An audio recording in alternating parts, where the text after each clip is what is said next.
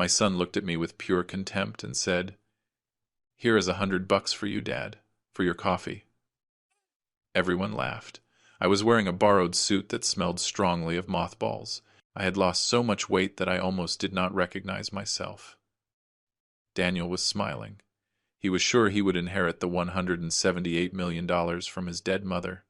He was sure that I was nothing. He was sure that he had won. Until the lawyer opened the sealed envelope and read the first line. Daniel's smile froze instantly. And when the lawyer turned to the second page, his face went white as a sheet. Because Emily knew. She knew everything. She knew what he did to me the day he left me to die alone on my kitchen floor.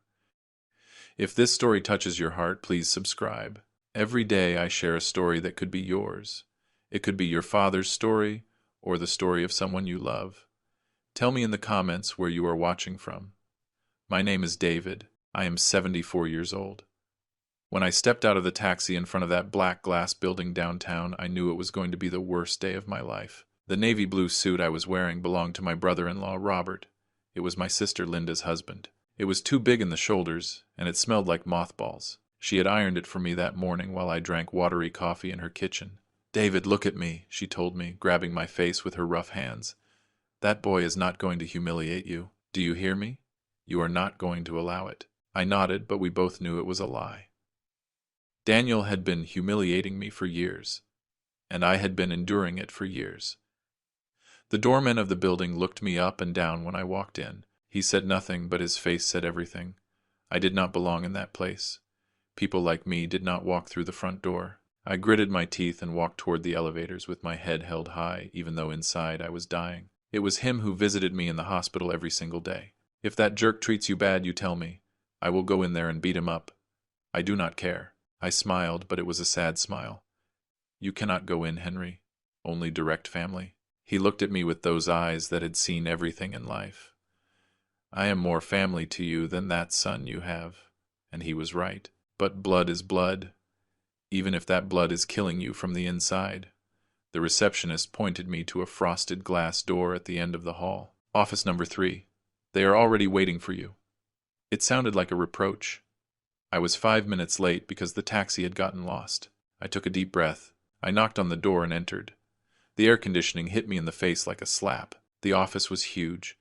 It was all glass and steel with a view of the city that made you feel small. And there they all were. Daniel was at the head of that giant dark mahogany table wearing a gray suit that fit him perfectly. He was checking his phone as if I had not just walked in. Sarah, his wife, was on his right wearing a black dress that showed her crossed legs and those sunglasses she never took off. Catherine, her mother-in-law, was on the other side with her hair perfectly combed and a gold cross hanging from her neck. Pamela, the stepdaughter of Emily, was sitting further away with a serious face and her hands on the table. An attorney, Arthur Stone, a man with a white mustache and an impeccable suit, was standing next to the head of the table. "Mr. David, come in. Please take a seat." He pointed to a chair. It was the furthest one, almost in the corner, as if I were the guest nobody wanted but had to tolerate. I walked toward that chair, feeling how everyone was staring at me. Sarah whispered something to Daniel. He smiled without looking up from his phone. Catherine took a handkerchief from her purse and brought it to her nose, as if my presence smelled bad.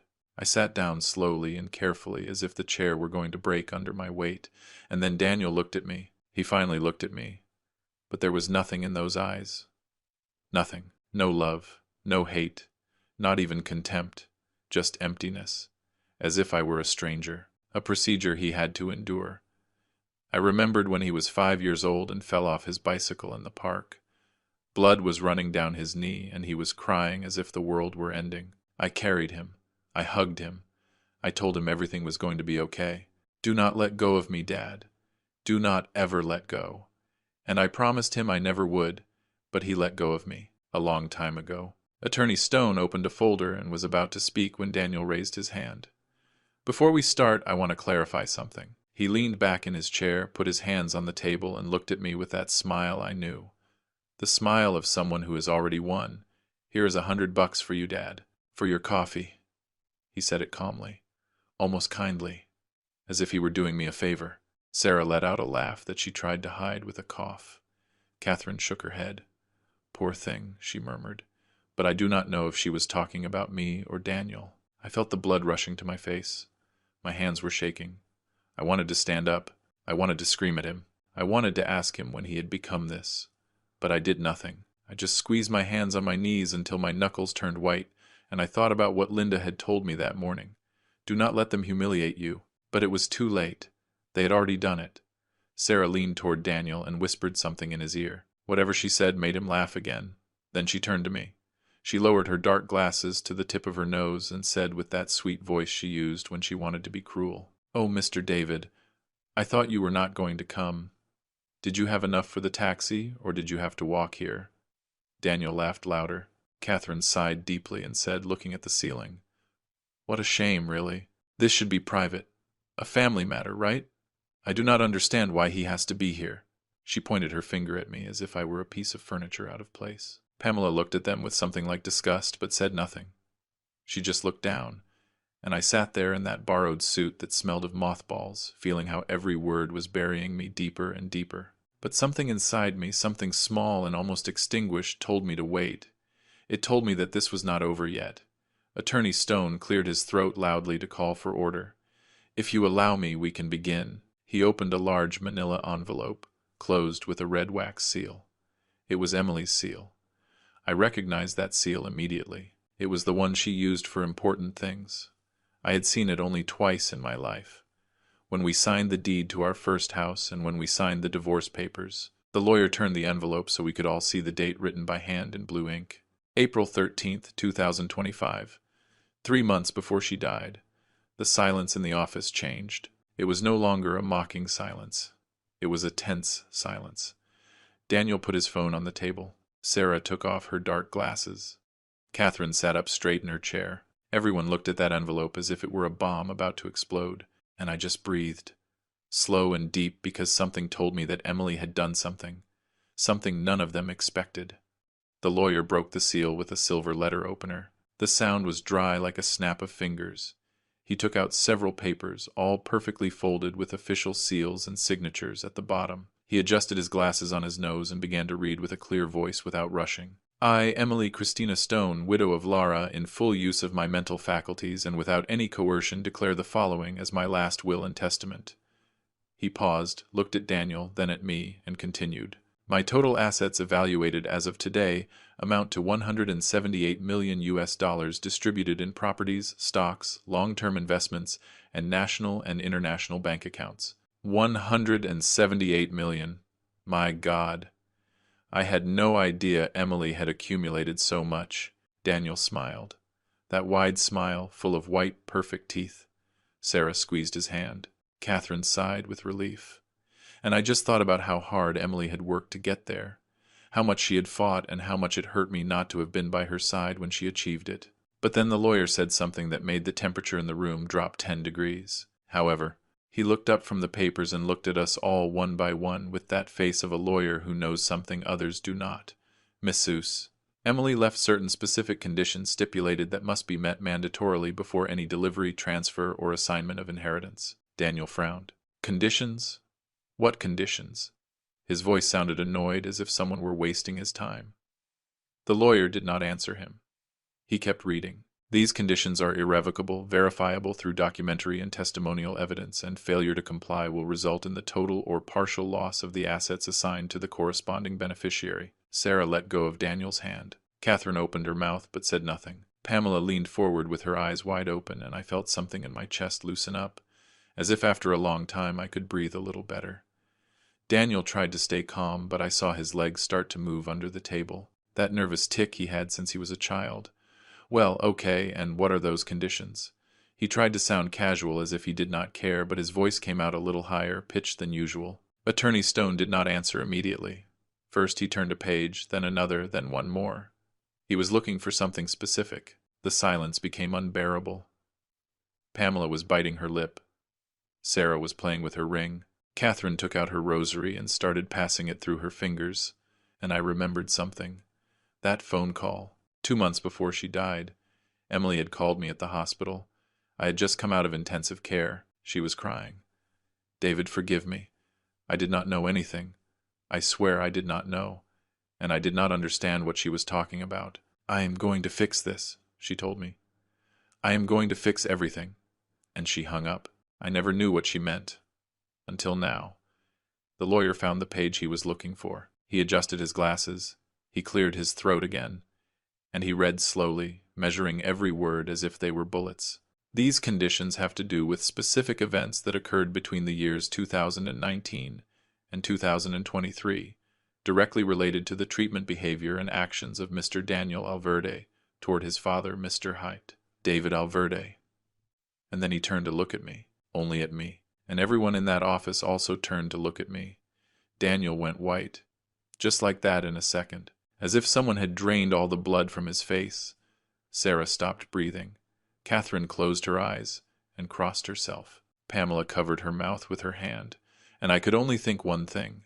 Emily knew. Emily knew everything he did to me. And now, from wherever she was giving me back something I thought I had lost forever. My dignity. Attorney Stone took a deep breath and read the first condition with a voice that left no room for doubt. Mr. Daniel Alverde will only be able to receive the part of the inheritance that corresponds to him if he demonstrates through documentary, testimonial, and verifiable evidence that he was constantly present during the last days of his mother's life, specifically during her hospitalization at St. Mary's Hospital between June 15th and June 27th of 2025. The lawyer paused. Daniel cleared his throat. He adjusted himself in the chair, and he said with that fake confidence I knew so well, "I was there. Every day." He lifted his chin. "I took care of her. I was the best son I could be." Sarah nodded quickly, supporting him. "Yes, I accompanied him. We were both with her until the end. Lies. I knew they were lies. And something told me that Attorney Stone knew it too. But he let them talk. He let them dig their own grave." Daniel continued, now more animated, as if he believed his own lie. "I arrived in the mornings. I brought her flowers. I read her the newspaper. I talked to her about everything. My mom knew I was there." He turned to Sarah. "Right, honey." She nodded again. "Of course. We even slept one night at the hospital so we would not leave her alone." Catherine intervened with that shrill voice. "My son-in-law is a family man. He would never abandon his mother." Pamela looked at them with a mixture of disbelief and contempt, but she still said nothing. Attorney Stone waited for them to finish. Then, without changing his expression, he opened another folder. He took out a document with the hospital letterhead. He put it on the table, facing Daniel. "This is the official log of St. Mary's Hospital."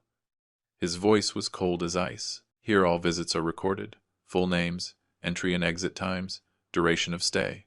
Daniel looked at the paper, and I saw how his face started to change, as if something was collapsing inside him. The lawyer continued implacably. "According to this log, certified and signed by the nursing staff, Mr. Daniel Alverde visited his mother only once during the 12 days of hospitalization." A pause. "Once. Single. Time." Sarah stopped smiling. Catherine swallowed hard. Daniel opened his mouth, but nothing came out. The visit was on June 19th. Entry time 3:15 p.m. Exit time 4 p.m. 45 minutes in total. The lawyer looked up and locked his eyes on Daniel. And according to the sworn statement of Nurse Patricia Davis, that visit was not to accompany the patient. It was to ask her for money. The silence that followed was so heavy I felt the air turning solid. I just watched Daniel and saw how his hands were shaking, how his jaw was clenching, how he tried to find the words but could not find them. "That is not true." Daniel finally spoke. His voice sounded strangled. "I went more times. There has to be a mistake." He ran his hand through his hair. "Maybe they did not register me. Maybe I came in through another entrance." The lawyer shook his head. "The hospital has only one access for family members, and registration is mandatory without exceptions." Daniel stood up abruptly. "I was busy. I had meetings. The business does not run itself," he shouted, and in that scream I heard desperation. Panic. I could not be there all the time. The lawyer waited for him to shut up. "Your mother was in intensive care for 4 days in critical condition. The doctors notified all family members that she might not survive." He paused. "And do you know how many times she asked for you?" Daniel did not answer. "She asked 18 times. Nurse Patricia documented it. 18 times your mother asked, 'Is my son here yet? Did Daniel come?' And no one could give her an answer." I felt something break in my chest. I imagined Emily in that hospital bed alone, connected to tubes and machines, waiting for a son who never arrived. And I remembered myself. All the times I waited for Daniel. The times I called him and he did not answer. The birthdays I spent alone looking at the phone, waiting for even a text message. Is my son coming yet? How many times had I asked the same thing? To Linda, to Henry, to no one in particular, waiting for someone to tell me yes, that Daniel was coming back, that it had all been a misunderstanding. But he never came back, and now Emily had waited for the same thing. And he did not arrive either. I knew that pain. I knew it so well it hurt in my bones, and to think she died feeling it, my God. I closed my eyes. I took a deep breath, because if I did not, I was going to cry, and I did not want Daniel to see me cry. I was not going to give him that pleasure. Pamela spoke. Finally, her voice was soft but so firm that everyone turned to see her. I was there. She sat up straight in her chair. She looked directly at Daniel.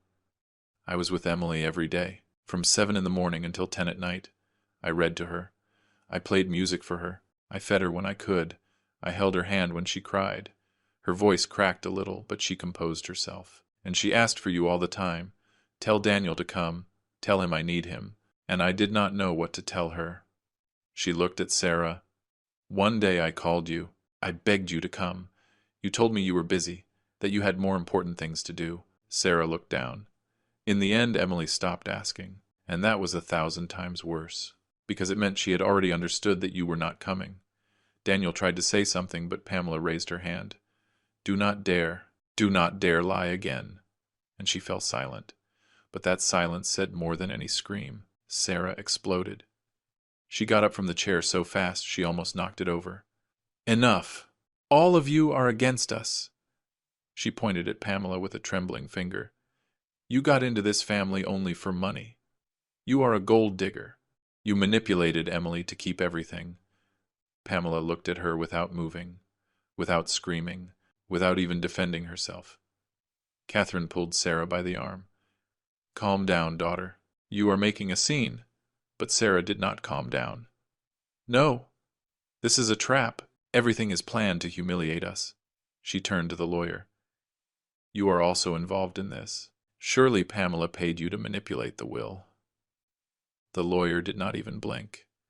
Ma'am, I suggest you sit down and remain silent, or I will have to ask you to leave the room. Sarah was breathing heavily with her hands closed into fists. Daniel pulled her down. Sit down, he told her through his teeth, and she sat down. But the rage was coming out of her pores and the fear too. Attorney Stone picked up another document. In addition to the hospital log, I have a sworn statement from Mrs. Norma Castle, Emily's personal secretary for 20 years. I knew Norma, a serious woman with gray hair and thick glasses. Emily trusted her with everything. In her statement, Mrs. Castle affirms that Mr. Daniel Alverde visited his mother a total of 3 times in the last 2 years. The 3 occasions were to request money. The lawyer read straight from the paper. First visit March 2023. He requested $50,000 to invest in a business. Second visit November 2023. He requested $30,000 to pay off debts. Third visit June 2025. Hospital. He requested $20,000 for urgent expenses. He looked up. In none of these visits did Mr. Daniel ask about the health, welfare, or needs of his mother.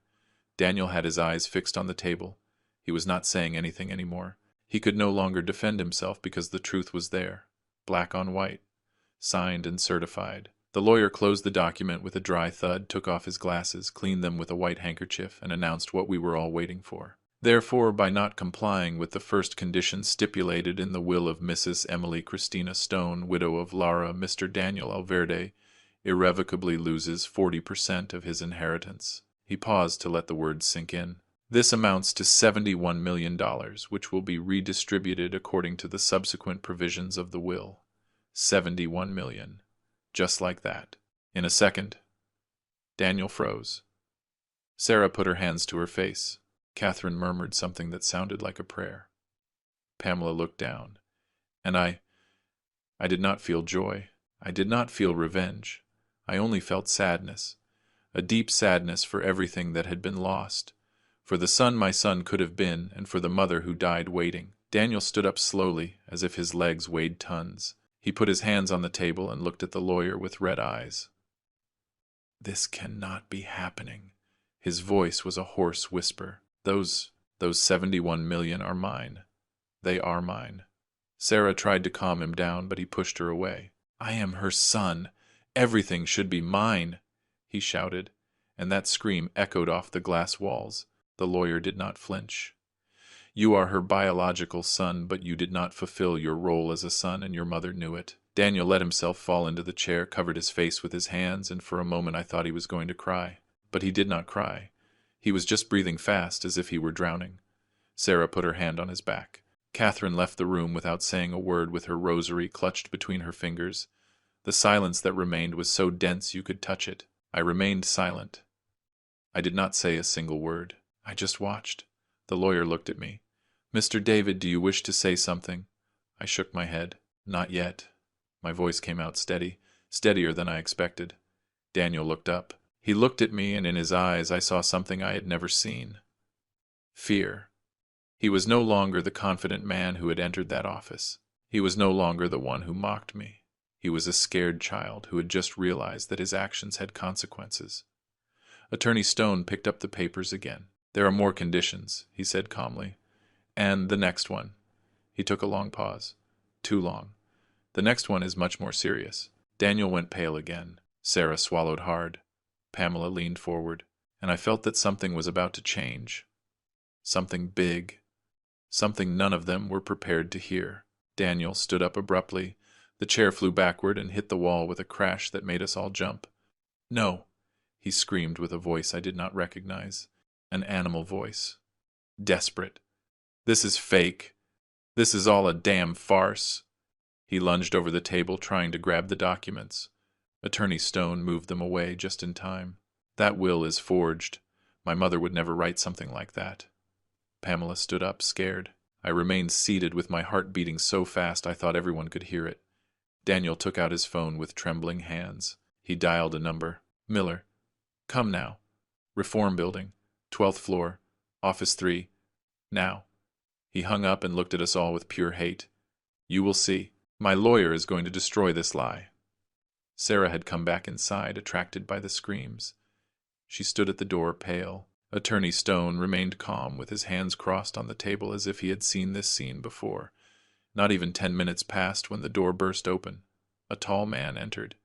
About 50 years old, impeccable black suit and leather briefcase. He had that shark air that expensive lawyers have. Dr. Ernest Miller, he introduced himself without greeting anyone.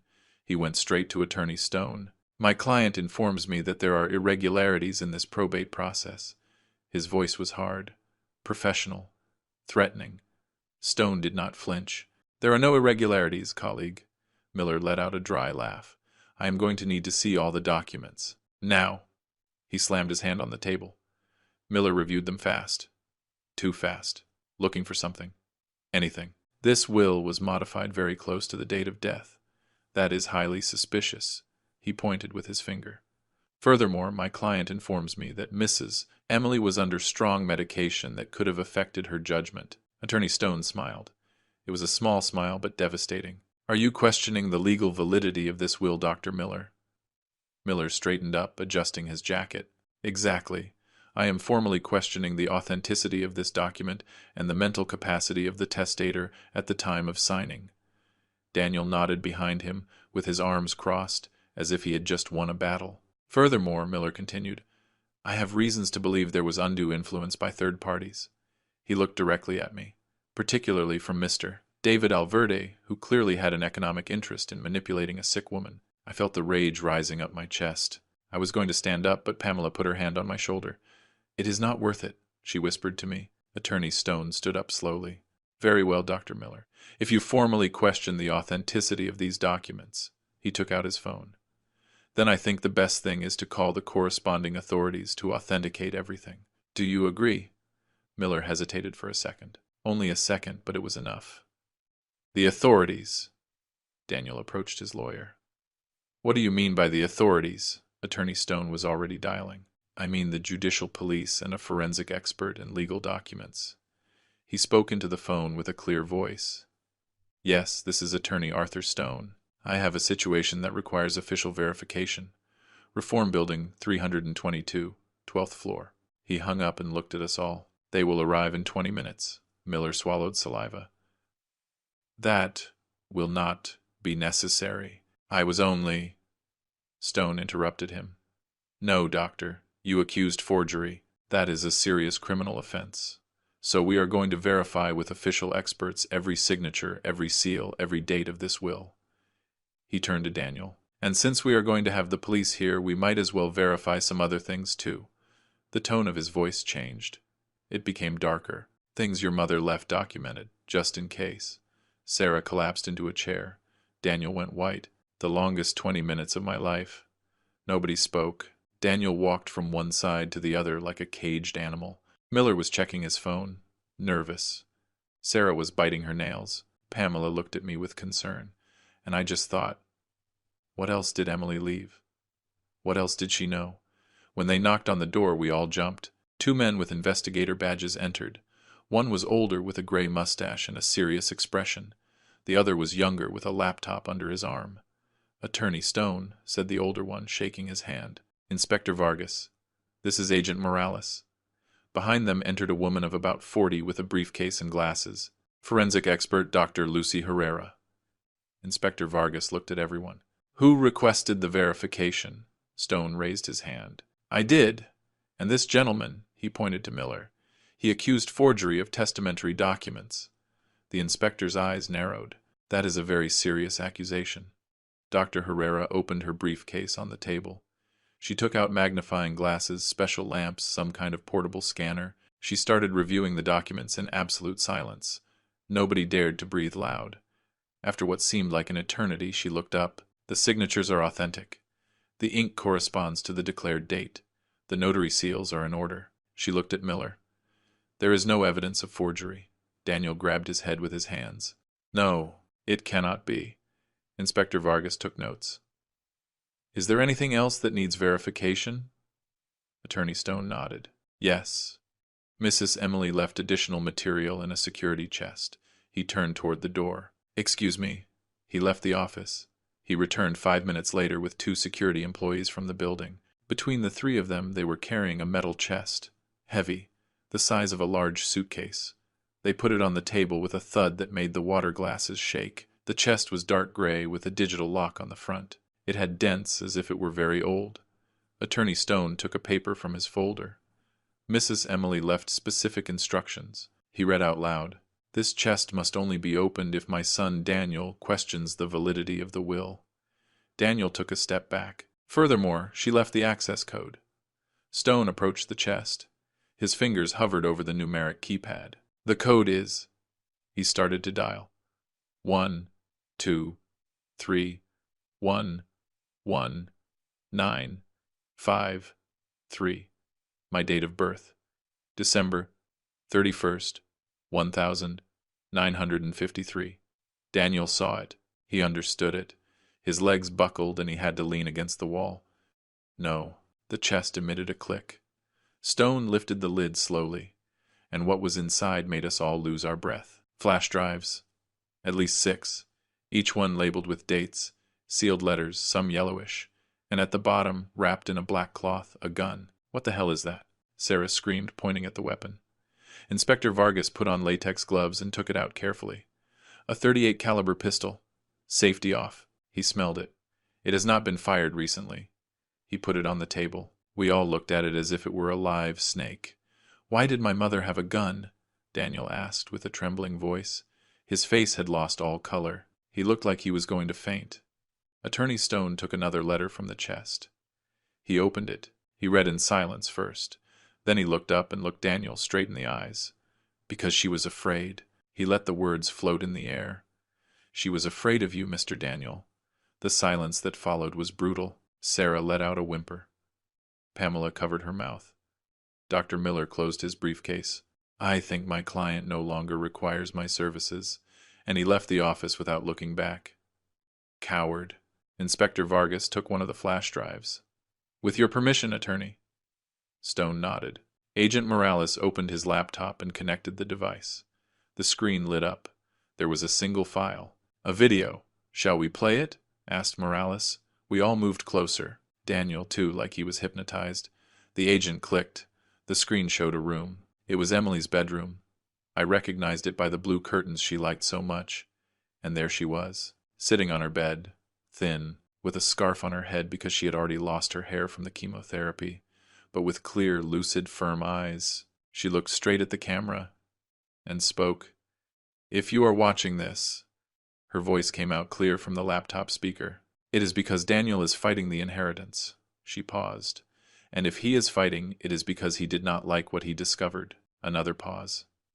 "I need you to know the truth." She leaned forward. "My son threatened me, and I have proof." The video continued. Emily coughed, put her hand to her chest, but kept talking. "3 weeks ago, Daniel came to my house. He needed money, as always." Her voice sounded tired but firm. "I told him I could not keep giving him more, that he had spent millions on his gambling debts, on his bad businesses, on maintaining that life he cannot sustain." She paused to breathe. "And then he changed. I saw something in his eyes I had never seen. Pure rage. The camera captured every detail of her emaciated face. He grabbed my arm, hard. He gave me bruises." She lifted the sleeve of her robe and showed the purple marks. Pamela stifled a scream. "And he told me, looking me straight in the eyes, 'If you do not give me the money, you are going to regret it. You do not know what I am capable of.'" Emily lowered her sleeve. "That was when I knew my son was lost, and that I was in danger." "Lies!" Daniel exploded, hitting the table with both hands. The sound echoed through the whole office. "She was demented. She was full of morphine. She did not know what she was saying." He lunged toward the laptop, but Inspector Vargas stopped him with one arm. "Sir, calm down." Daniel thrashed around with his eyes bloodshot. "My mother loved me. She would never say those things. Someone forced her to record that." Sarah tried to approach, but he pushed her away with a slap. "This is all a trap. A fucking trap." Agent Morales paused the video. Dr. Herrera, the forensic expert, lifted a document from the chest. "There is a psychiatric evaluation attached," she said with a professional voice. "Signed by Dr. Ramiro Castellanos, certified psychiatrist. Date: same day as the video recording." She read out loud. "The patient Emily Stone is in full use of her mental faculties, lucid, oriented in time and space without signs of dementia or cognitive alteration." She looked up. "Your mother was perfectly conscious when she recorded this." Inspector Vargas took another flash drive from the chest. "There are more videos. Shall we review them?" Attorney Stone nodded. "All of them." Daniel let himself fall into a chair with his head between his hands. Morales connected the second device. This time the image was different, black and white, high angle like a security camera. It was the living room of Emily's house. I recognized the furniture. The date in the corner read, May 23rd, 2025, 15:47 hours. Emily was sitting on the sofa, reading. The door opened. Daniel entered. He did not knock. He did not say hello. He just entered. "Mom, I need to talk to you." His voice sounded tense even through the low-quality audio. Emily looked up. "Daniel, son, what a surprise." She did not sound surprised. She sounded tired. He sat in front of her. "I need $50,000. It is urgent." Emily sighed. "We already talked about this." "I cannot continue." Daniel interrupted her in the video. "I do not care what you can or cannot do." His voice rose in volume. He stood up. "I am your son. You owe me." Emily shrank back on the sofa. "Daniel, please calm down." But he did not calm down. He approached her, leaning in until their faces were inches apart. And then he screamed so loud that the recording audio distorted. "If you do not give me the money, you are going to regret it. I swear you are going to regret it." Emily started to cry. Quiet, scared sobs. Daniel turned his back on her and left, slamming the door. The camera kept recording. Emily stayed there alone, crying, hugging herself. The image froze. In the office, nobody breathed. I felt as if someone had put their hand in my chest and was squeezing my heart. Pamela was crying in silence. Inspector Vargas was writing fast in his notebook. And Daniel? Daniel was looking at the screen with his eyes wide open as if he were seeing a ghost. The office door burst open. It was Sarah. She had come back. Catherine had called her, surely. She entered running with her hair messy, her makeup smeared. "What is happening?" "They told me there was police." She stopped when she saw the laptop. The frozen image of Emily crying, the open chest, the gun on the table. "No." Her voice came out like a whisper. Inspector Vargas looked at her. You are? Sarah sat down slowly without taking her eyes off the screen. Agent Morales took out another flash drive. This one was labeled Audio. Phone call. The 20th of March, 2024. My birthday. The day of the heart attack. Morales connected it. This file was recovered from Mrs. Emily's phone. She had an automatic call recording application. He pressed play. Sarah's voice was heard. Clear. Unmistakable. Hello? Carla. A woman's voice answered. Yes, my love, what happened? Sarah sighed. Nothing. The father-in-law calling again. Laughter. Both of them laughing. Is the old man still bothering? Asked this Carla. Yes, what a nuisance. Always with the same thing. That he feels bad, that he needs help, that I don't know what. More laughter.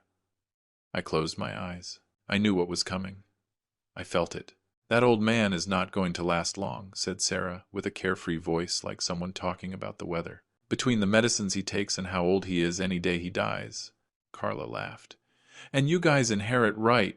Sarah lowered her voice, but the microphone caught everything. Not directly from him, but Daniel is the only child. When the mother-in-law dies, everything is ours. And the sooner the old man goes, the fewer problems. A pause. Let's just let him die alone. Anyway, nobody is going to miss him. The audio ended. Sarah had turned white as a sheet. She stood up, wobbling. That is not me. Her voice was trembling. That is edited, manipulated. Inspector Vargas shook his head. The file has digital certification. It has not been altered. Sarah backed toward the door. I have to go. I have things to do. Agent Morales stepped in her way. Ma'am, you cannot leave. Sarah tried to push him, but he did not move. Get out of my way! She screamed at him. The inspector stood up. Mrs. Sarah Alverde, I need you to sit down. There is an open investigation now, and you are a person of interest. Sarah looked at Daniel, seeking help. Daniel, say something. Defend me. But Daniel was not looking at her. He had his eyes locked on the floor with his jaw clenched. Sarah let herself fall into the chair. This cannot be happening, she murmured. This cannot be happening. I stood up slowly. My legs were shaking, but I needed to stand up. I needed to see Daniel in the eyes. I walked toward him. Every step weighed on me as if I were carrying stones in my shoes. I stopped in front of his chair. Look at me. My voice came out hoarse. Daniel did not look up. Look at me, I repeated louder. Finally, he raised his eyes. They were red, damp. That day, the day of the heart attack. My voice was trembling. I called you 14 times. 14. I felt the tears starting to burn my eyes. I begged you. I begged your wife. And she laughed. And you knew. Daniel opened his mouth. Dad, I did not let him finish. How long did you wait? How long did you wait to see if I died? He did not answer because there was no possible answer. Suddenly something inside him broke. He jumped up and threw himself at me. This is all your fault, he screamed, pushing me. I lost my balance. The 2 security guards from the building lunged at him, holding him by the arms. Let me go! Let me go! Inspector Vargas and Agent Morales also intervened. Between the 4 of them, they managed to contain Daniel, who was still twisting, screaming. If you hadn't existed, my mom would have never divorced Herbert. Everything would be mine. Everything. He spat the words with hate. Pamela helped me get up. Henry had entered at some point without me noticing and was by my side. Are you okay, buddy? I nodded, although I was not okay. Nothing was okay. Attorney Stone remained standing next to the chest, observing everything with a grave expression. When Daniel finally calmed down, breathing heavily but still, Stone spoke. His voice cut through the chaos like a knife. There is more. We all turned to see him. He took another envelope from the chest. This one was red. Much more. And it has to do.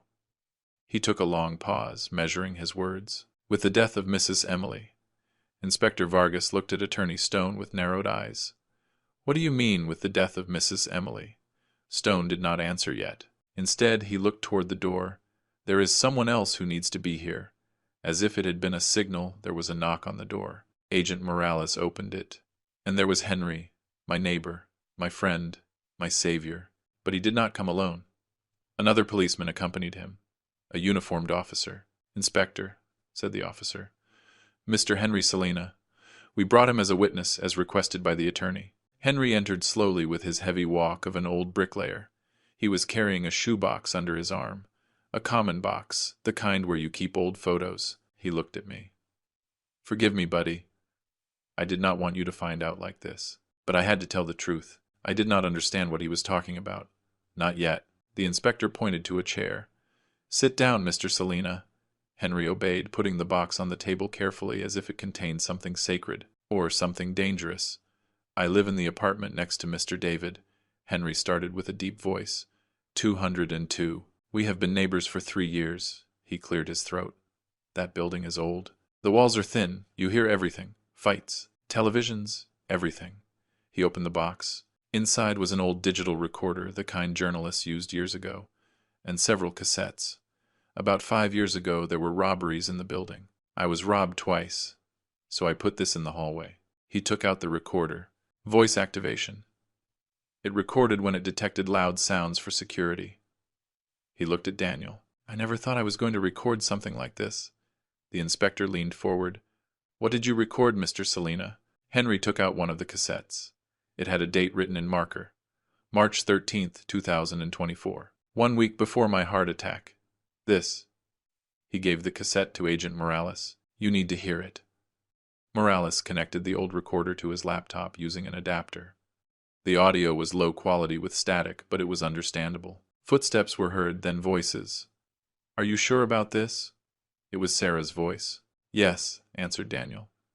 "I cannot take it anymore. We need that money now." Sarah sighed. "But your mom is not going to give you more. She already made it clear." Silence. Footsteps.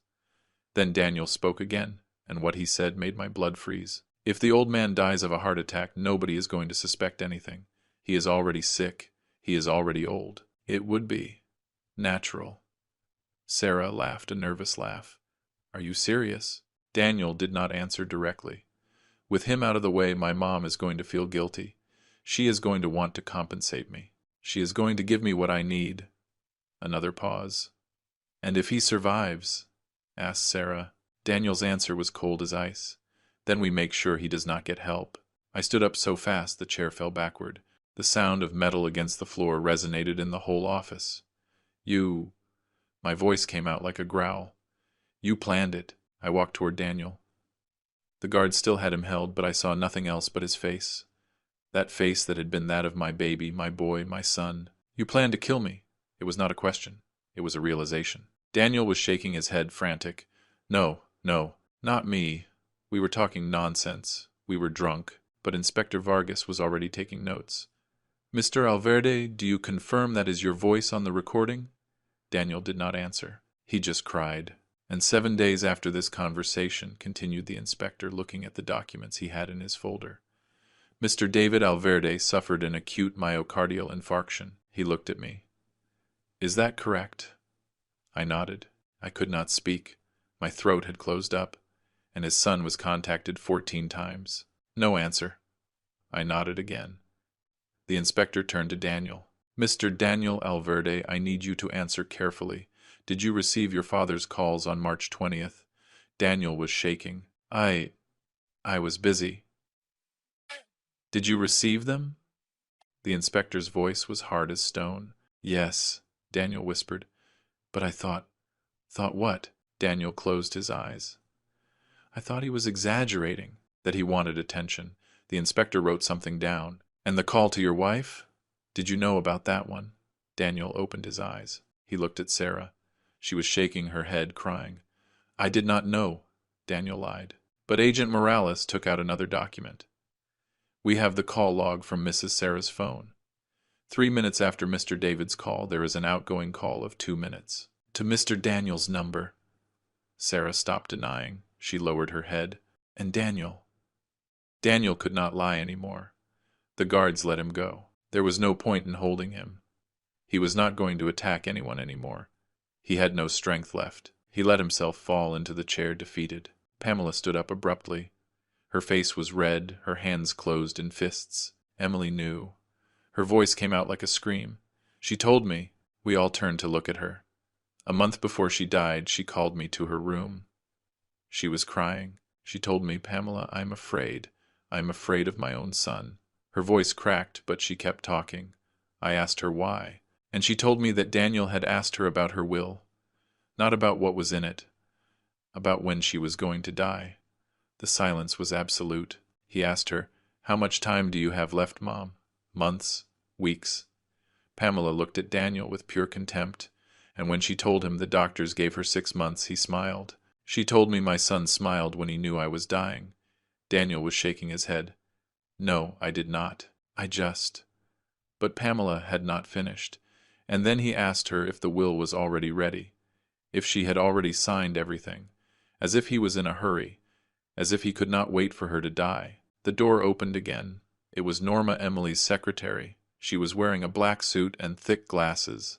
The officer who was outside accompanied her inside. "Miss Norma Castle," he announced. Inspector Vargas stood up. "Come in, Miss Castle. We were waiting for you." Norma entered with confident steps. She looked at me and gave me a small nod, almost imperceptible. Then she looked at Daniel, and in that look there was something scary. "Knowledge. Proof.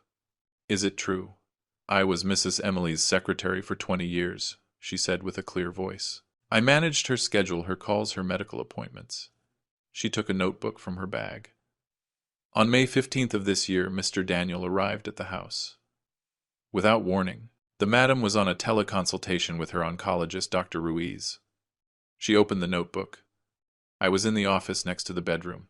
The door was ajar. I heard everything.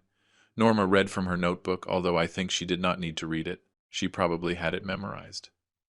Daniel knocked on the bedroom door. He entered without waiting for an answer. The madam signaled him that she was on a call, but he did not care. He sat on the bed and waited.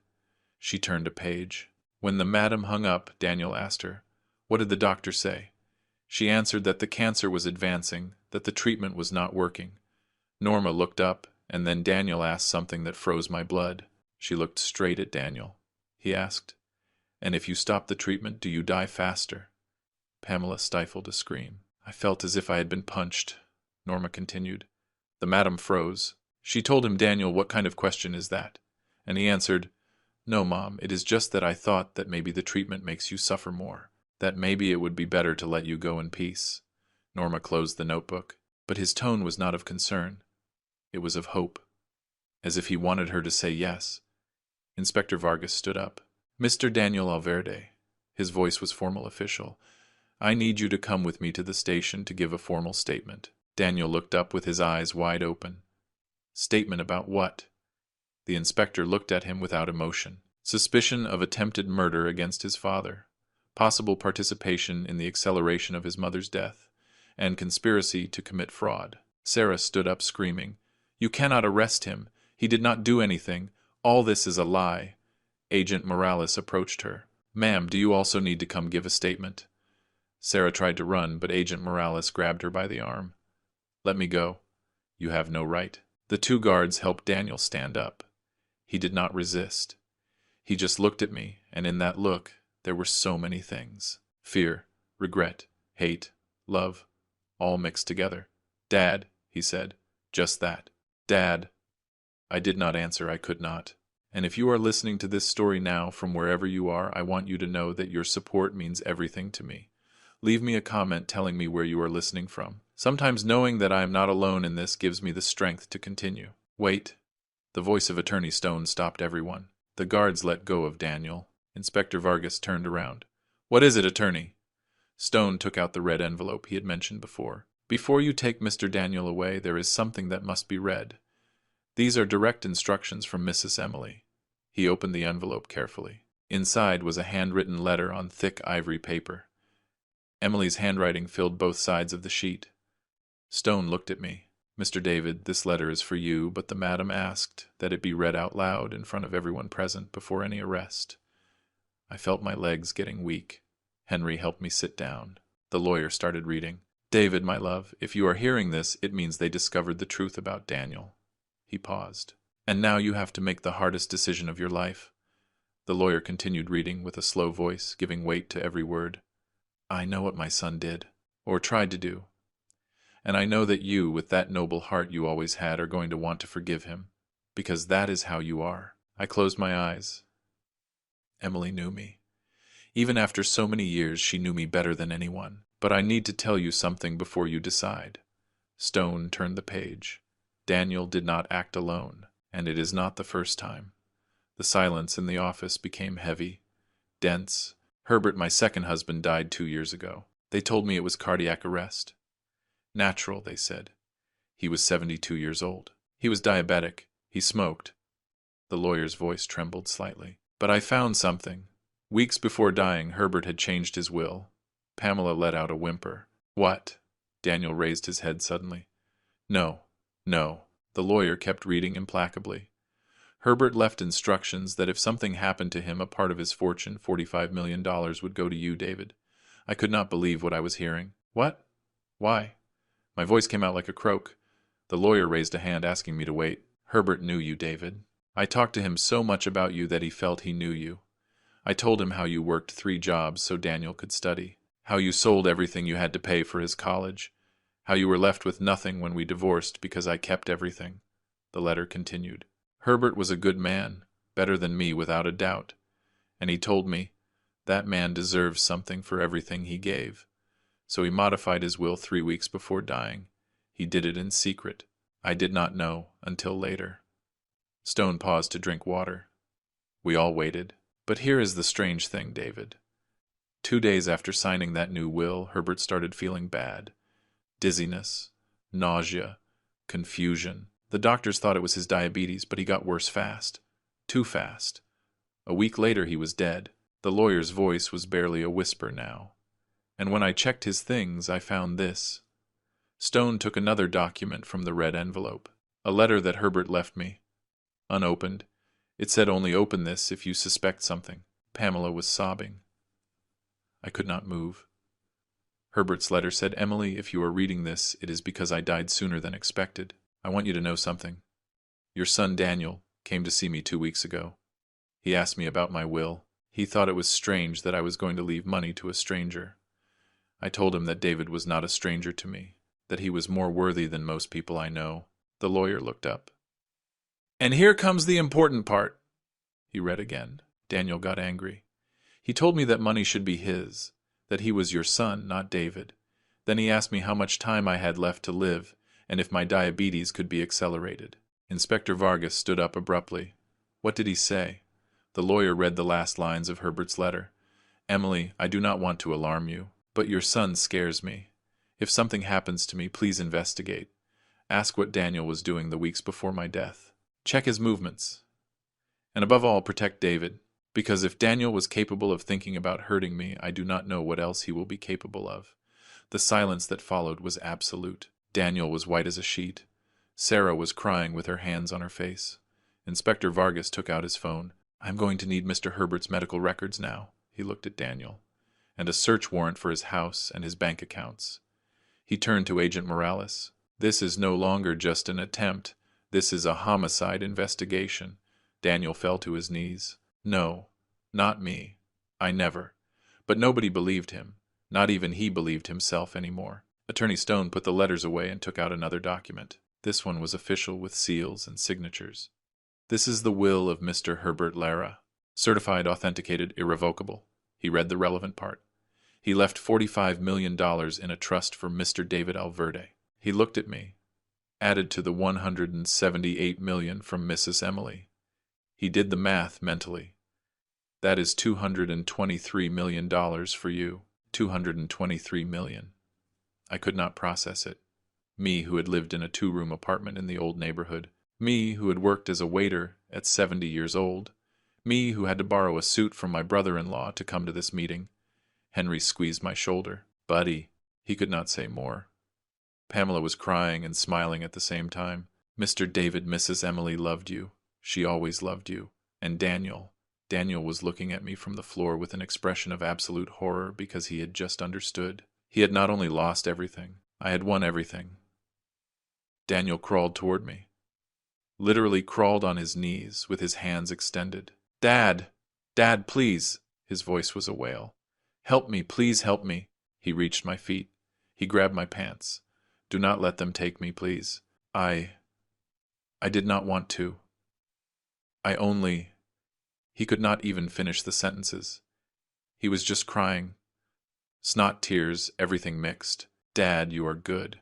You have always been good. Forgive me, and help me. Sarah was screaming from where she was. David, please, he is your son. Your only son. Inspector Vargas looked at me. His expression was neutral, but there was something in his eyes. Curiosity, perhaps, or respect. Mr. David, he said with a formal voice, I need you to answer a question. I sat up straight in the chair. Do you press formal charges against your son Daniel Alverde for attempted murder? The question floated in the air like a death sentence. Everyone was looking at me. The inspector, Agent Morales, Dr. Herrera, the guards, Pamela, Henry, Norma, Attorney Stone, Sarah, and Daniel, my son, at my feet, holding onto my legs like when he was 5 years old and had nightmares. Dad, do not let go. Do not leave me. That is what he used to tell me. And I never let go. Not when Emily left me. Not when he stopped talking to me.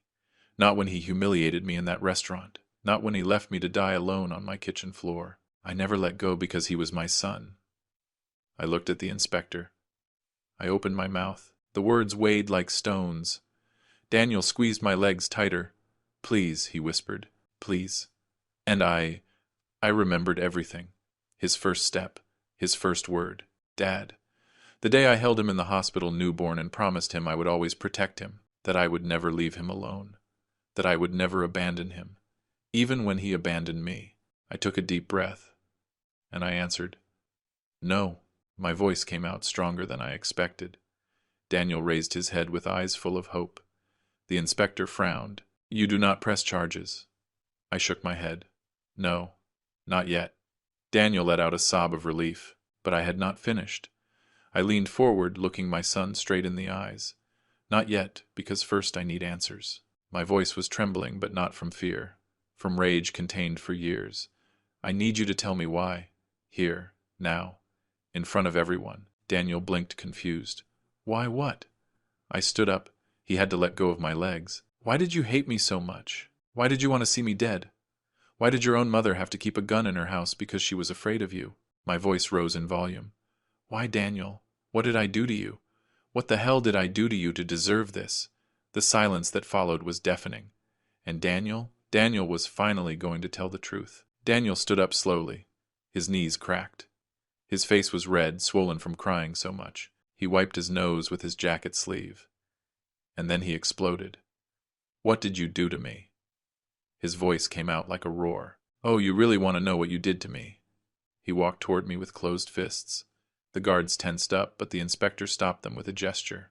Let him talk. Daniel stopped inches from my face. You abandoned me. He spat the words. I was 12 years old. 12. And one day you came home and said you were leaving. That you did not love us anymore. That you had met someone else. I blinked. What? That was not true. None of that was true. You act like you do not know. Daniel laughed. A bitter, broken laugh. My mom told me. She sat me on my bed and told me, Your dad is leaving, son. He met another woman. He is going to have another family. We are not important to him anymore. I felt as if someone had emptied a bucket of ice water on me. That is a lie. My voice barely came out. I never said that. Daniel continued as if he had not heard me. I cried all night. I waited for you. I thought you were going to come back, that you were going to say it was a lie. His voice cracked. But you did not come back. And my mom told me it was because you already had another family, that you had forgotten about us. He wiped his tears with rage. I waited for you to call. On my birthday. On Christmas. Nothing. He grabbed my shirt. Do you know what it is to grow up thinking your dad traded you for another family? That you were not worth enough for him to look for you. I tried to speak, but he pushed me. Years, Dad. Years waiting. And you never called. You never wrote. You never came. The inspector intervened. Mr. Daniel, calm down. But Daniel could not calm down. He was letting everything out. All the poison he had kept for decades. That is not true. That is not true. Norma, Emily's secretary, spoke from her place. Her voice was firm, clear. That is not true, Mr. Daniel. And Mrs. Emily knew it. We all turned to see her. She stood up, opening her bag. I worked for your mother for 20 years, and I know exactly what happened. She took out a small key. Mrs. Emily gave me this before dying. She told me if one day Daniel and David meet, give them this. She walked toward the chest that was still open on the table. She used the key to open a secret compartment at the bottom. Inside there were bundles and bundles of letters. Hundreds. Tied with rubber bands organized by year. These are the letters Mr. David wrote to you, Daniel. She put them on the table. The sound of the bundles falling was like stones. One every week for 18 years. Daniel stood paralyzed. That cannot be. Norma took one at random. She opened it. Dear Daniel, today you turn 13. I hope you are happy. I miss you a lot. Dad. Norma took another letter. Son, today was your high school graduation. Your mom did not let me go, but I was outside the school. I saw you come out. You are so big. I love you, Dad. Another one. Daniel, I heard you got into college. I am so proud. I wish you could read this. I wish you knew I never forgot you. Dad. Norma kept taking out letters, reading fragments. Each one was a dagger in the heart. Daniel fell to his knees again, but this time not from fear, from shock. No, she told me. She told me that you— Norma interrupted him. Your mother intercepted all the letters. She kept them. She never gave them to you. She opened another bundle. And these are the legal requests Mr. David filed to see you. Official documents, dates, signatures. He tried to recover joint custody 6 times. 6 times between your 12 and 18 years. She looked at Daniel harshly. Your mother hired the best lawyers. Mr. David lost everything in those legal battles. That is why he became poor. That is why he had nothing. Because he spent it all trying to reach you. The letters were scattered on the table. Hundreds of them. I looked at them as if they were ghosts. I wrote every week, I said with a broken voice. Every damn week for years. And when you turned 18, I kept writing. Even though I no longer had a legal obligation, I kept writing because you were my son. I looked at Daniel. Did you really believe I had abandoned you? He could not speak. He just took the letters with trembling hands, opening them, reading fragments. His face changed with every word. Horror, sadness, confusion. She told me. His voice was barely a whisper. She told me you did not want to know anything about me, that you had formed another family, that you had other children. I shook my head. I never remarried. I never had other children. Only you. Always only you. Daniel dropped the letters. He covered his face with his hands. And he cried. But this time it was not a cry of desperation. It was a cry of something deeper, of loss, of stolen years, of a whole life built on lies. Henry, who had been quiet all this time, spoke. I can confirm some of that. We all looked at him. He approached the table with his slow walk. Mr. David came to live in the building 3 years ago, and from the first day he only talked about one thing, his son. He looked at Daniel. He told me everything. The divorce, the legal battle, how he spent all his savings on lawyers, how he lost his house, his car, everything. He crossed his arms. He told me his ex-wife had connections, that she paid judges, that she falsified documents saying Mr. David was dangerous. He took out his old phone. I have something here. Mr. David showed it to me one day. He was very drunk and sad. He searched in the gallery. Here, a legal document, a restraining order against me, signed by a judge, date 2007. This order, said Mr. David, could not get closer than 200 meters from you, Daniel, due to violent and threatening behavior. Henry looked at me. Were you ever violent with your son? I shook my head. Never, not once. Norma intervened again. That order was bought.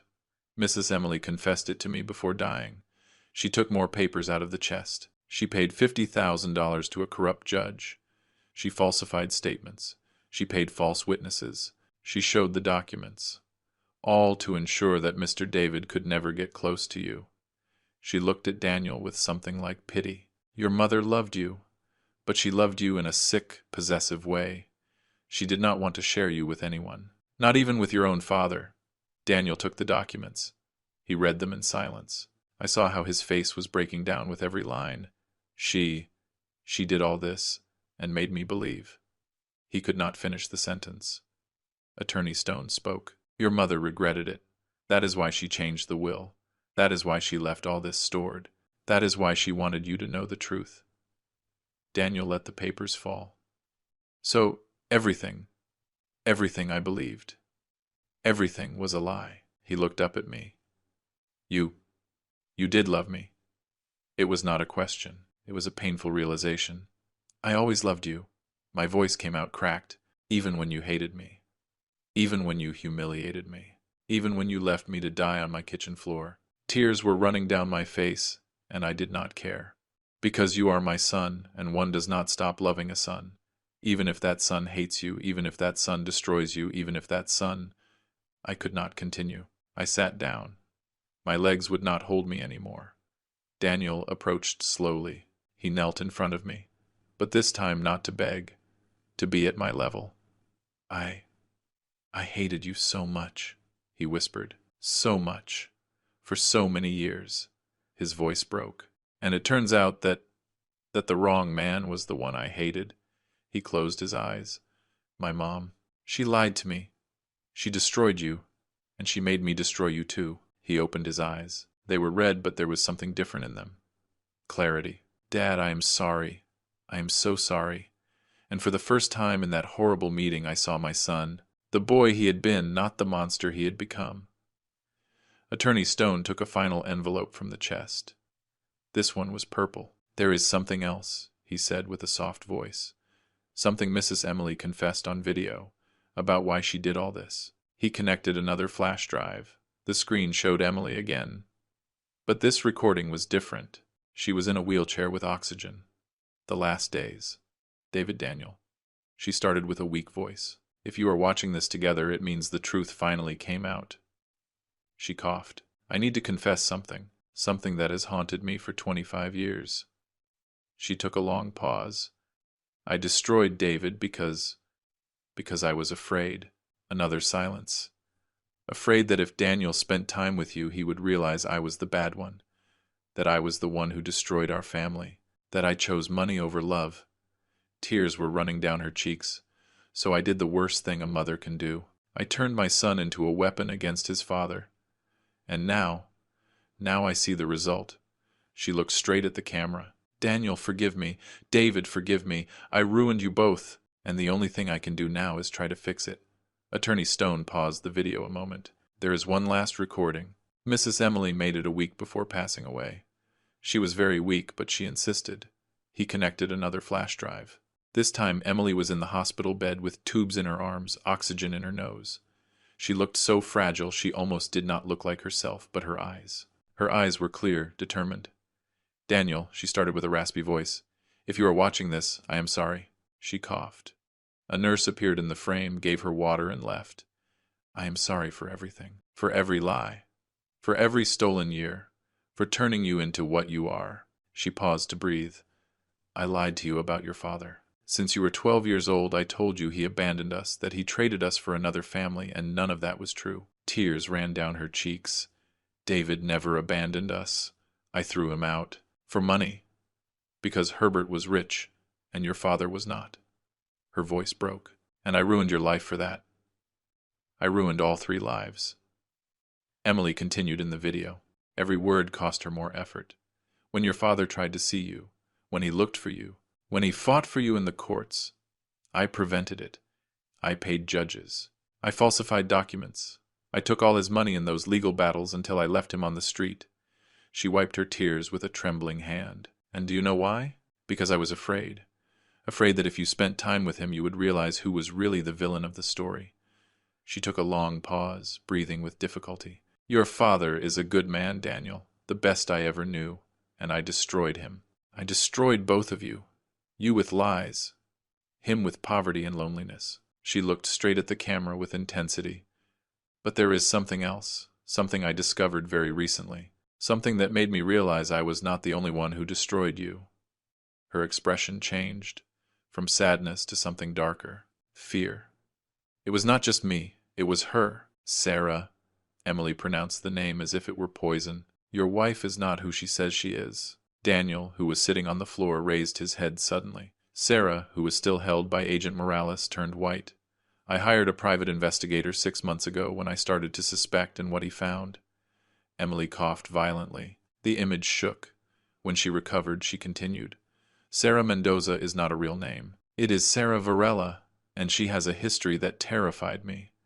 The video showed scanned documents superimposed while Emily spoke. She met you in the gambling addicts group, but she was not there to recover. She was hunting. The documents showed photos of Sarah with different men. She investigated your life before approaching you. She knew who your mother was, how much money she had. She calculated everything. Daniel watched the screen with absolute horror. She does not love you, son. She never loved you. She only loved what you could give her. Inspector Vargas took out his tablet. This matches an investigation we have open. He searched for something and showed the screen. It was a police file with Sarah's photo. Sarah Varela, 32 years old, born in Monterrey. He read out loud. Married 4 times. Not 3. 4. He looked at Sarah harshly. First husband, Robert Estrada, 65 years old. Died of an apparent heart attack 6 months after getting married. He left her a house. Next page. Second husband, William Sains, 70 years old. Died from a fall down the stairs. He left her $200,000. Another page. Third husband, George Maldonado, 58 years old. Poisoning by medication. Investigation closed for lack of evidence, but the victim's brother keeps insisting on reopening it. The inspector looked up. And now she is married to you, Mr. Daniel, whose stepfather died mysteriously 2 years after modifying his will. The silence was absolute. Sarah was shaking her head, but nobody believed her anymore. That is a lie, Sarah screamed, twisting in Agent Morales' grip. Everything is a lie. I loved Robert and William and George. The inspector ignored her. He kept reading from the file. Currently there is an open investigation in Monterrey. George Maldonado's brother presented new evidence. Blood tests that show abnormal levels of digitalis in the system. He looked at Sarah. Digitalis, the same medication Mr. Herbert took for his heart. In excessive doses it causes cardiac arrest. Sarah tried to run toward the door, but Morales held her tight. Let me go. You do not have any proof. Pamela stood up. I have proof. We all turned toward her. She took out her phone. Mrs. Emily asked me to document everything strange I saw, and I saw something. She searched in her gallery. 2 weeks before Mr. Herbert died, I saw Sarah in the house, in the medicine cabinet, taking photos of Mr. Herbert's medications. She showed the photos, dates and times certified. Sarah in the bathroom with pill bottles in her hands. Sarah launched herself against Pamela. You always hated me. You wanted the money too. You manipulated the old lady to keep everything. She tried to hit her, but Agent Morales pulled her back. Pamela did not back down. She stood there firm, looking at Sarah with a devastating calm. I loved Mrs. Emily. Her voice was soft but sharp as glass. I took care of her when no one else did. I fed her when she could no longer hold the spoon. I cleaned her when she wet herself because of the medications. I stayed awake all night holding her hand when she was afraid of dying. Tears were running down her face, but her voice did not tremble. I loved her like a mother. Like you will never be able to love anyone because you do not know how to love. You only know how to use. Sarah spat at her, but Pamela did not even move. Enjoy prison, said Pamela. It is the only thing you have left. Henry cleared his throat. I also have something to say. We all looked at him. He stood up, walked toward the inspector. The day of Mr. David's heart attack after the ambulance arrived, I stayed in the hallway watching, scared. He took out his old phone again. And I saw something strange. Around 5 in the afternoon, when Mr. David was already at the hospital, someone arrived at the building. He showed a blurry photo taken from his door's peephole. It was her. The photo showed Sarah in the hallway in front of David's apartment door. She knocked on the door, waited, as if she was checking something. He moved to the next photo. Then she put her ear to the door, listening if there was anyone inside. Henry looked at Sarah with disgust. When she did not hear anything, she smiled. I saw it. She smiled as if she had just won something. Last photo. But then she heard the ambulance siren returning for something they had forgotten, and she ran. She left the building running.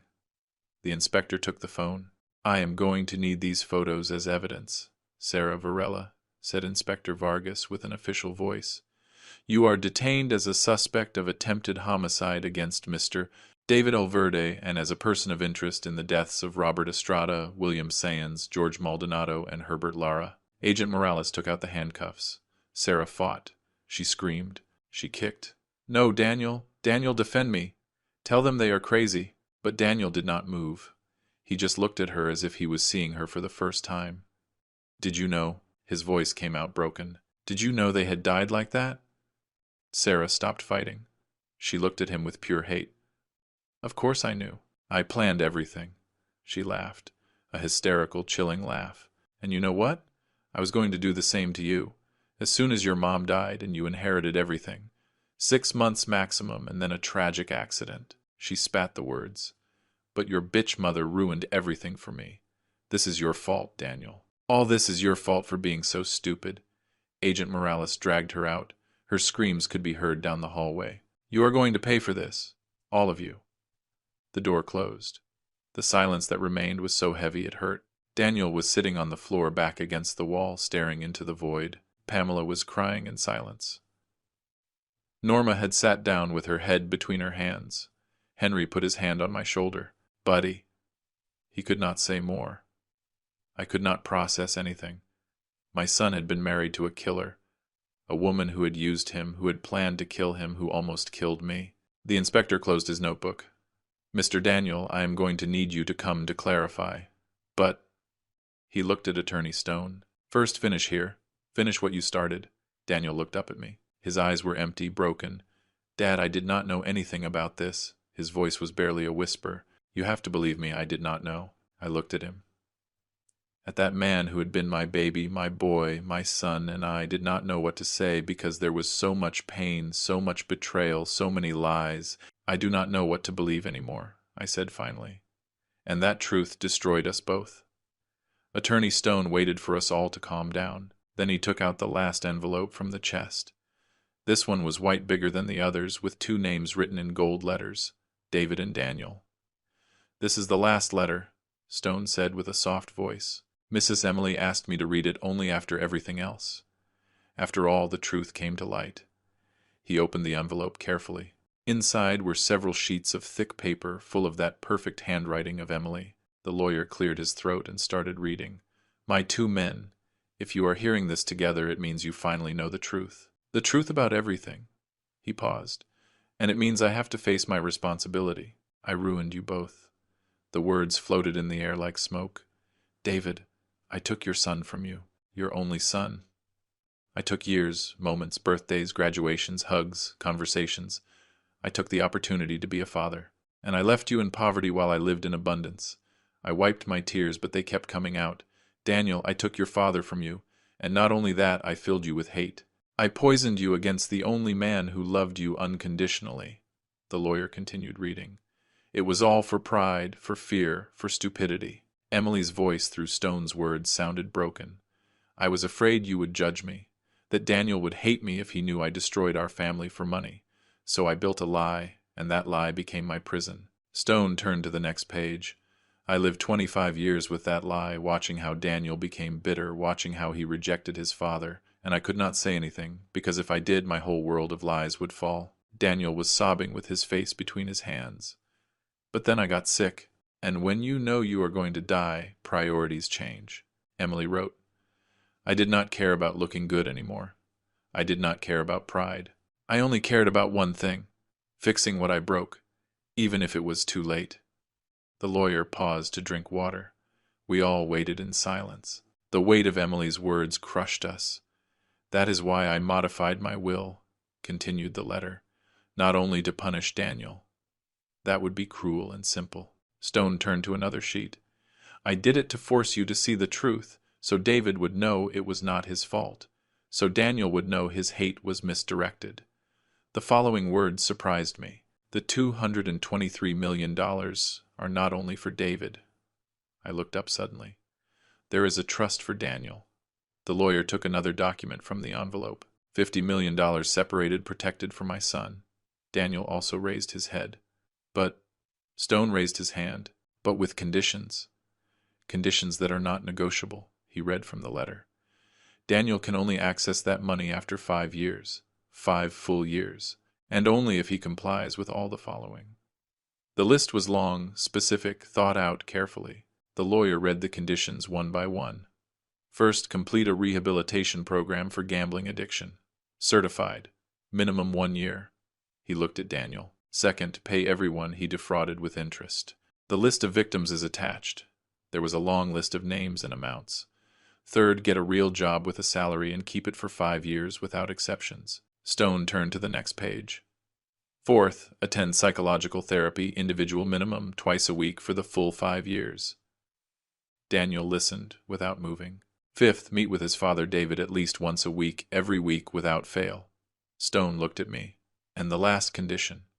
He paused dramatically. Rebuild his relationship with his father. Not pretending, not acting, really trying from the heart. The lawyer closed the document. If he complies with all this, the $50 million are his at the end of the 5 years. If he fails in any of the conditions, the money goes to charity institutions. But there is something else, said the lawyer, returning to the letter. A condition that does not depend on Daniel. It depends on you, David. I sat up straight in the chair.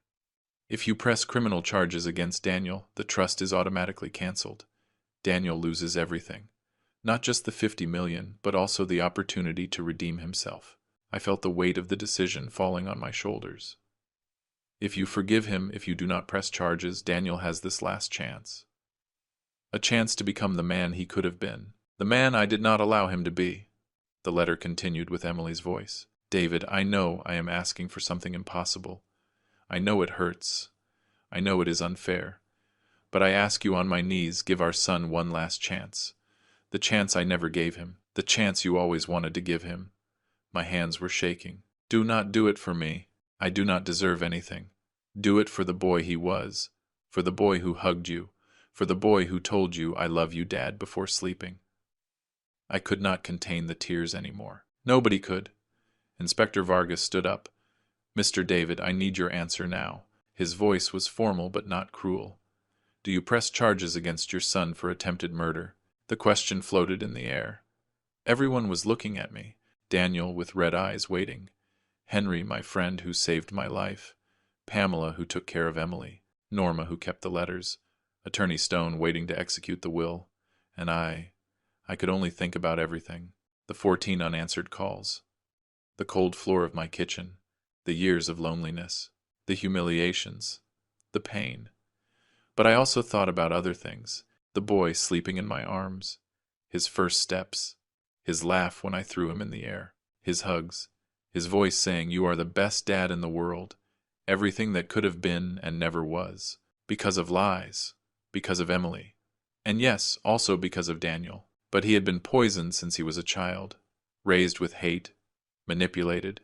How much was his responsibility? How much was the others? I looked at Daniel. Really looked at him. Not the monster who left me to die. Not the man who humiliated me. I looked deeper, and I saw the scared boy who had believed his mother's lies, the teenager who waited for calls that never came because they were intercepted, the man who married a killer without knowing, the son who lost 30 years hating the wrong person. It was not an excuse. None of that excused him. But it was context, and that context mattered. Daniel looked at me without hope, as if he already knew my answer, as if he had already resigned himself. I do not want the money, Dad. His voice came out broken. I do not want anything. I just want... His voice cracked. I just want you to look at me without hate. Just once before they take me. Tears were running down his face. I want you to look at me and see your son, not the monster. Just your son. And something inside me broke, or got fixed. I do not know, but I felt something change. I do not hate you. The words came out before I could think them. I never hated you, Daniel. Not a single day of my life. My voice was trembling, but I kept talking. I missed you. You hurt me. You destroyed me. But I never hated you. I stood up slowly. I walked toward him. Because you are my son, and one does not hate a son, no matter what he does. I knelt in front of him. We were at the same level. I am tired, son. So tired. Tears were running down my face. tired of hate, of pain, of war, of loss. I put my hand on his cheek. He shuddered. I do not know if one day we can be father and son again. I do not know if you can fix what you broke. I do not know if I can forgive completely. I paused. But I want to try. I want to give you the chance your mother never gave you. The chance to choose who you want to be. Daniel sobbed and let himself fall against me. And for the first time in 30 years I hugged my son, and he hugged me, and we cried together. For everything lost. For everything broken. For everything that could have been. Inspector Vargas waited for us to separate. Mr. David, I need a verbal answer for the official record. I wiped my tears. I looked at the inspector, then at Henry, who had tears running down his rough face, then at Pamela, who was smiling and crying at the same time, then at Attorney Stone, who waited with the pen ready, and finally I looked at Daniel. My son, my only son. I took a deep breath. No, I said with a firm voice. I do not press charges. Daniel stifled a sob. But on one condition. I turned to him. A condition that is not negotiable. I looked him straight in the eyes. You are going to fulfill everything your mother put in that will. Everything. Without excuses, without shortcuts, without lies. My voice hardened. You are going to rehabilitate yourself. You are going to work. You are going to pay whoever you owe. You are going to go to therapy. And you are going to see me every week. I paused. Not as a son asking for forgiveness. As a man rebuilding himself. As a man proving he can change. The inspector nodded.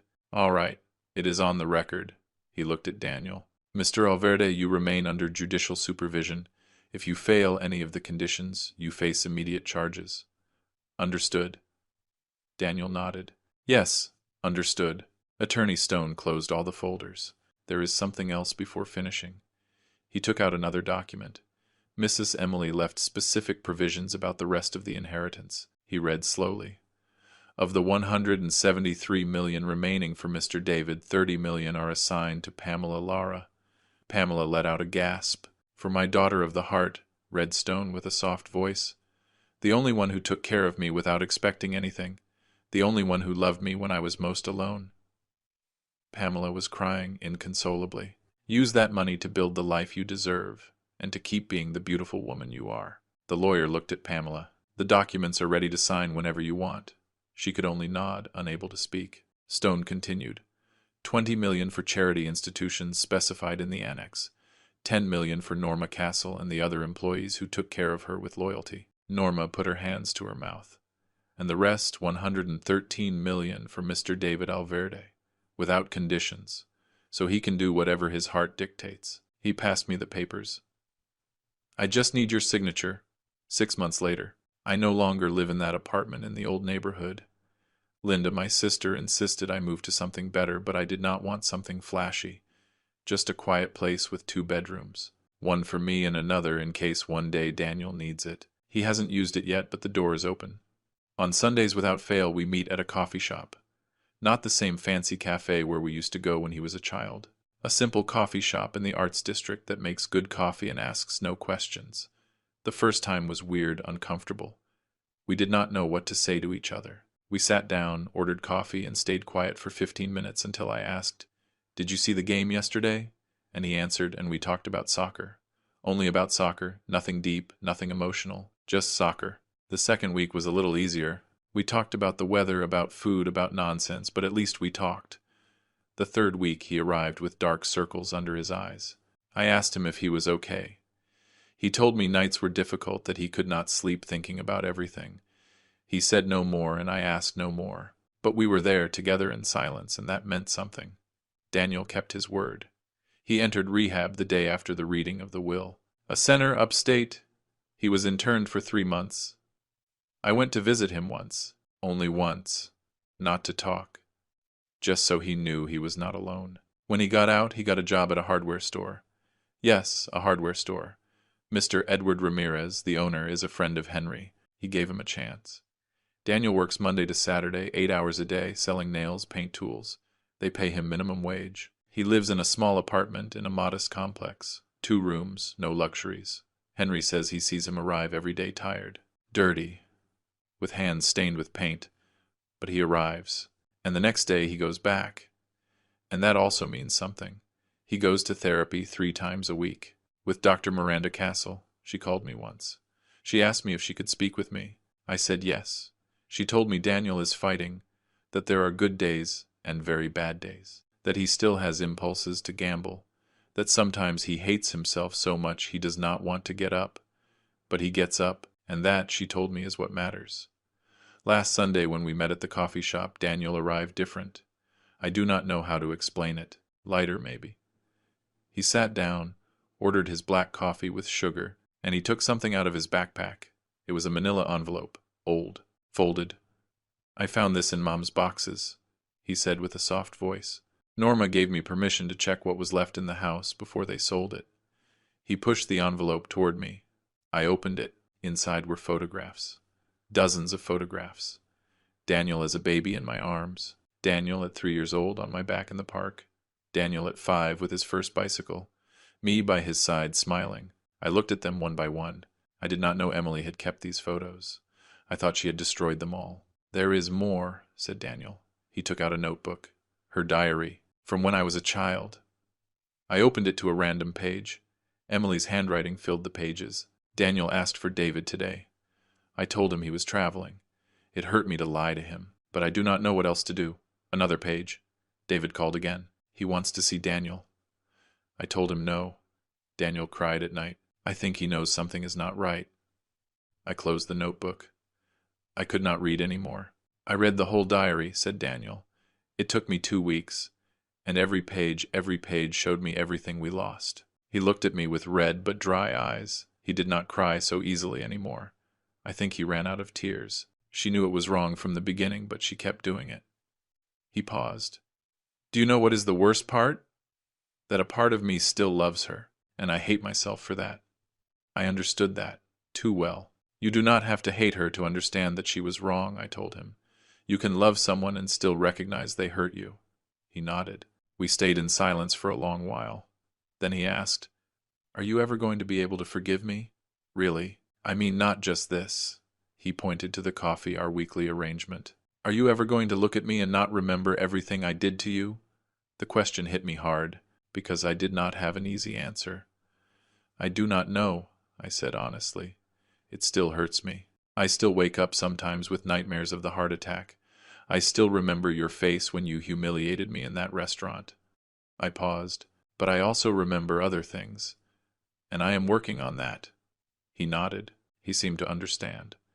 "I used the money as Emily wanted, not for me. Well, a little for me.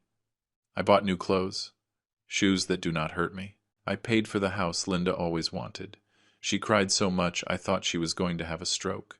I paid for Henry's hip surgery. He had been waiting 3 years for it because he did not have insurance.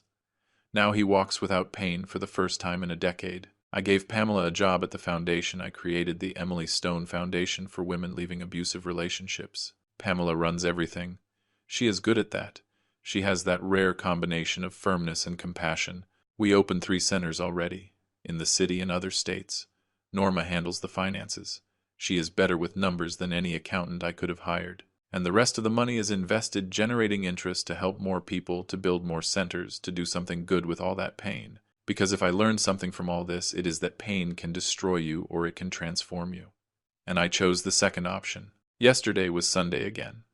Daniel arrived at the coffee shop, but this time he brought something else in his hands. A frame. Small. Wooden. He put it on the table. It was a photo. The photo. The 2 of us when he was 5 years old. Me carrying him on my shoulders, both of us smiling, happy. "I had it restored," he said. "It was stained, torn, but a man downtown fixed it. The photo looked perfect. The colors revived, the faces clear. I took it from the letters, from the ones you sent me." He touched the frame carefully. "I read them all. Each one. It took me weeks." His voice cracked a little. "And in every letter, in every damn letter, you told me you loved me, that you missed me, that you were waiting for me." He looked at me. 30 years, Dad. 30 years telling me you loved me, and me thinking you had forgotten me." He pushed the frame toward me. "This is for you, so you remember that not everything was bad. That there was a time when we were happy." I took the frame. I looked at the photo, and I smiled. Despite everything, I smiled. "And now, what do you feel?" I asked Daniel. Because I needed to know. I needed to know if all this was serving for something. If the pain made sense. If the decision to forgive had been correct. He stayed thinking for a long while, stirring the coffee that was already cold, looking at the cup as if it had the answers inside. Finally he spoke. "That I lost 30 years." His voice was soft but sure. 30 years hating the wrong man. 30 years building a life on lies. 30 years. His voice broke. 30 years that I am never going to recover. He looked up. His eyes were different now. Clearer. More honest. "And I do not know if one day we are going to be father and son again like before, like when I was a child." He paused. "But I know I want to try. And I know you do too. And maybe that is enough. For now." I nodded. Because he was right. We did not know what was going to happen. We did not know if this would work. But we were trying, and that was more than we had 6 months ago. I do not know if one day Daniel and I will be father and son again. Really, I do not know. Maybe yes. Maybe it will take us years, but one day he is going to call me without it being Sunday. He is going to call me just because he wants to talk. He is going to come to my house without an agreed date. He is going to hug me without it being forced. And I am going to look at him without it hurting, without remembering everything bad. Only remembering the good. Maybe. Or maybe not. Maybe this is all we will have. Coffees on Sundays. Superficial conversations. Uncomfortable silences. An honest attempt that goes nowhere. But at least now, when we look at each other, there is no longer hate. There is no longer that poison. There is only tiredness, sadness for what was lost. And maybe, just maybe, hidden very deep, a little bit of hope. A small, fragile, scared hope, but alive. And sometimes that is enough. Sometimes hope is all we have. And I learned after all this that you have to hold on to it. Because if you lose hope, you lose everything. And I already lost too much. And you? What would you have done in my place? Leave it in the comments. I really want to know.